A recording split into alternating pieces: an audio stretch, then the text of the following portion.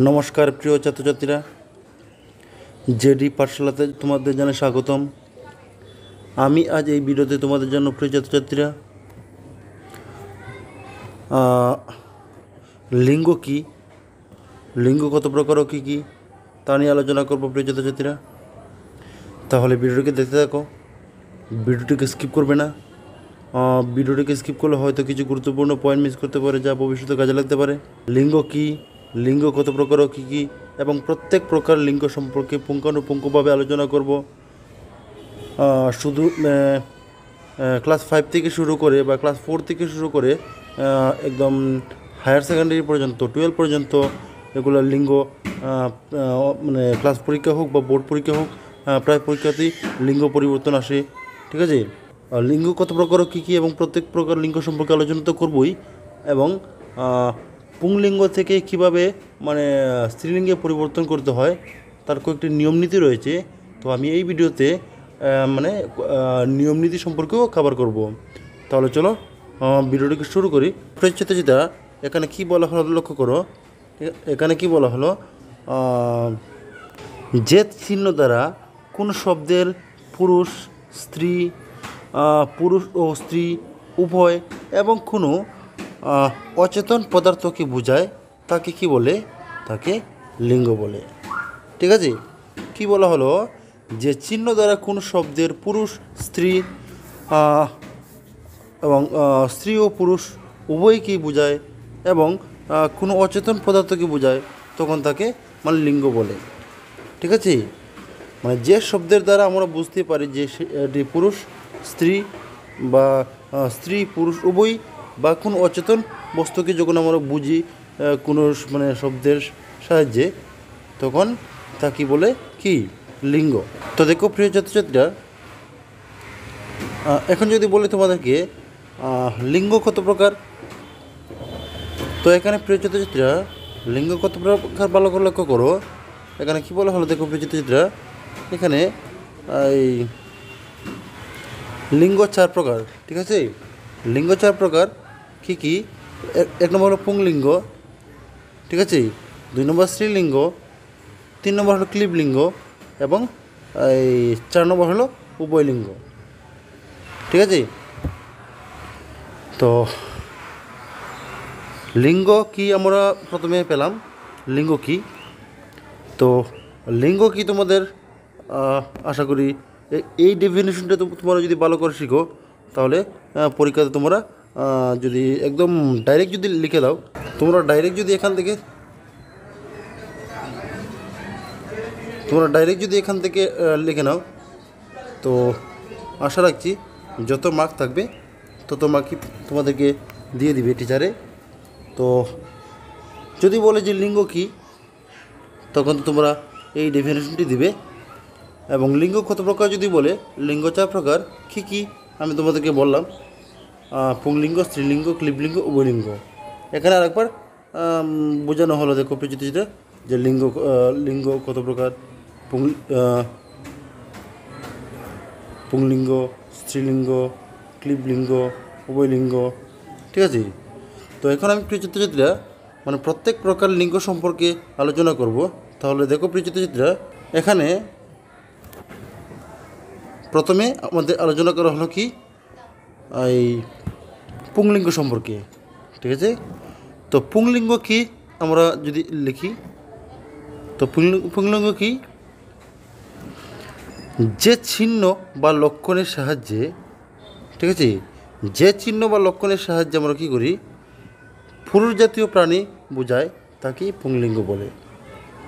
তো প্রিয় ছাত্রছাত্রীরা, কী বলা হলো এখানে, যে চিহ্ন বা লক্ষণের সাহায্যে পুরুষ জাতীয় প্রাণী বোঝায় তাকে পুংলিঙ্গ বলে। যেমন এখানে কী বলা হলো, এখানে বলা হলো যে পুরুষ বাবা, তারপরে কাকা, তারপরে দেখো প্রিয়চিত্রা, দাদা, ভাই, রাজা, বালক, সৌরভ, তারপরে ছাত্র, তারপরে বাঘ, তারপরে সিংহ। এখানে যতগুলি মানে বলা হয়েছে এগুলো কিন্তু সব মানে পুংলিঙ্গের উদাহরণ। ঠিক আছে, তারপরে দেখো প্রিয় ছাত্রছাত্রীরা, আমরা নেক্সট আছি মানে স্ত্রীলিঙ্গে। তো স্ত্রীলিঙ্গের ডেফিনেশনটি দেখো ভালো করে ছাত্রছাত্রীরা। এখানে স্ত্রীলিঙ্গের ডেফিনেশন এবং উদাহরণের মাধ্যমে এখানে লেখা হলো। দেখো ছাত্রছাত্রীরা, এখানে স্ত্রীলিঙ্গ যে চিহ্ন বা লক্ষণের সাহায্যে স্ত্রী জাতীয় প্রাণী বোঝায় তাকে স্ত্রীলিঙ্গ বলে। ডাইরেক্ট যদি এই ডেফিনেশনটি সেমভাবে যদি দিয়ে দেও তোমরা পরীক্ষাতে যদি লিখো, যদি আসে যে স্ত্রীলিঙ্গ কী বা স্ত্রীলিঙ্গ কাকে বলে, তো যে চিহ্ন বা লক্ষণের সাহায্যে স্ত্রী জাতীয় প্রাণী বোঝায় তাকে স্ত্রীলিঙ্গ বলে। যেমন এখানে কী আছে প্রিয় ছাত্রছাত্রীরা, এখানে আছে স্ত্রী, মানে স্ত্রী শব্দটিও একটা স্ত্রীলিঙ্গ। কাকিমা, কী হচ্ছে কাকিমা, দিদি, বোন, রানী, বালক, তারপরে মৌসুমী, ছাত্রী, বাঘিনী, সিংহী। তো এখানে যতগুলি শব্দ রয়েছে এগুলো কি, এগুলো হলো মানে স্ত্রীলিঙ্গের উদাহরণ। তারপরে আমার আসছি প্রিয় ছাত্রছাত্রীরা, দেখো ক্লীবলিঙ্গ। তো ক্লীবলিঙ্গ মানে লিঙ্গটি খুব ইম্পর্টেন্ট, প্রায় পরীক্ষাতে ক্লীবলিঙ্গ আসে। তো ক্লীবলিঙ্গ কি আমরা ভালো করে লক্ষ্য করব প্রিয় ছাত্রছাত্রীরা। ক্লীবলিঙ্গ হলো যে চিহ্ন বা লক্ষণের সাহায্যে কোনো পুরুষ বা স্ত্রী জাতিকে না বুঝিয়ে কেবলমাত্র অচেতন, ঠিক আছে, অচেতন পদার্থকে বোঝায়, তখন তাকে ক্লীবলিঙ্গ বলে। মানে যে শব্দটি আমরা স্ত্রী না পুরুষ আমরা কোনোটাই বুঝতে পারি না, ঠিক আছে, একটা বস্তুর নাম যদি বোঝায়, মানে স্ত্রীবাচক বা পুরুষবাচক যদি আমরা না বুঝি, সেই শব্দের মাধ্যমে যদি কোনো অচেতন বস্তুর কথা যদি আমরা বুঝতে পারি, তো অচেতন পদার্থ বা অচেতন বস্তু হলো কি, মানে ক্লীবলিঙ্গ। তো ক্লীবলিঙ্গের উদাহরণ কয়েকটি দেখো প্রিয় ছাত্রছাত্রীরা। এখানে কী কী ক্লীবলিঙ্গ রয়েছে, যেমন চেয়ার, টেবিল, চক, পেন্সিল, ঠিক আছে, পেন, খাট, আলমারি, সাইকেল, ঘর, জামা কাপড়, ঠিক আছে, তারপর এখানে রয়েছে সিংহাসন। তো এই যে যতগুলি রয়েছে, যেমন সাইকেল, সাইকেল একটা অচেতন বস্তু, সিংহাসন, চেয়ার, এই জামা কাপড়, পেন্সিল, পেন, চক, টেবিল, এগুলো সব কিন্তু জিনিসের নাম। তো যদি জিনিসের নাম বোঝায়, এই জিনিসটি হবে কি ক্লীবলিঙ্গ। তারপর সবচেয়ে ইম্পর্টেন্ট একটি মানে লিঙ্গ হলো মানে উভয়লিঙ্গ, ঠিক আছে, মানে প্রায় পরীক্ষাতে উভয়লিঙ্গ মানে আসে, ঠিক আছে। তো আমরা উভয়লিঙ্গকে আমরা দেখিনি, দেখো চিত্রা। উভয়লিঙ্গটা হলো